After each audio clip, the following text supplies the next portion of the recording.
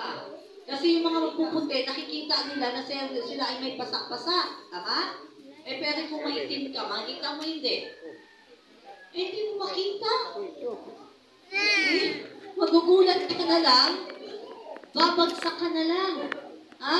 Kaya alam niyo, pag kayo ay nagkakaroon, mga kabataan, mga bata, pag may pasak-pasak, delikado yan. Ibig sabihin kayo ay meron ng chronic leukemia. Kasi ganun ako dati, hindi ko pinapansin. Bakit hindi ko pinapansin? Pagkatapos naman na mawala na yung regla ko, wala na rin yung pasa. Tama? Hindi ko alam na may leukemia na pala ako. See? Kaya pasalamat ako sa Panginoon kasi ito po ay pangalawang buhay ko na. At ang nakatulong sa akin, eto mga tinuro ko sa inyo na mga natural remedy na tinuro ko sa inyo gabi-gabi. Okay?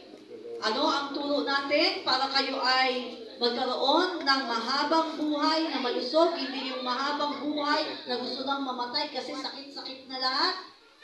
Yung mga hindi naka-attend, ito tinuro natin.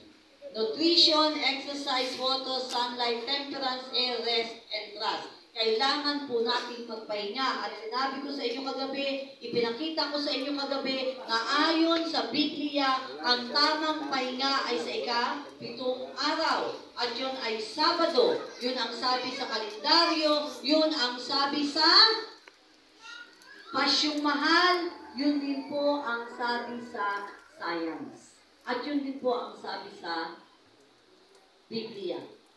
Ngayon, kung hindi kayo naniniwala sa kalendar, hindi kayo naniniwala sa dictionary, hindi kayo naniniwala sa science, ay huwag nyo nang paniwalaan ng Biblia.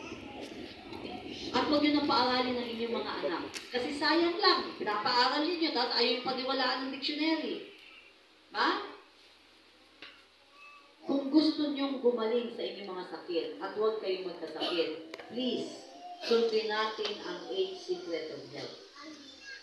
Ayokong matulad ang inyong mga anak sa pamangkin ko. Last June lang yan. Imagine mo, napakagandang bata, lagi pa nagsiselfie. Magaling pang kumanta.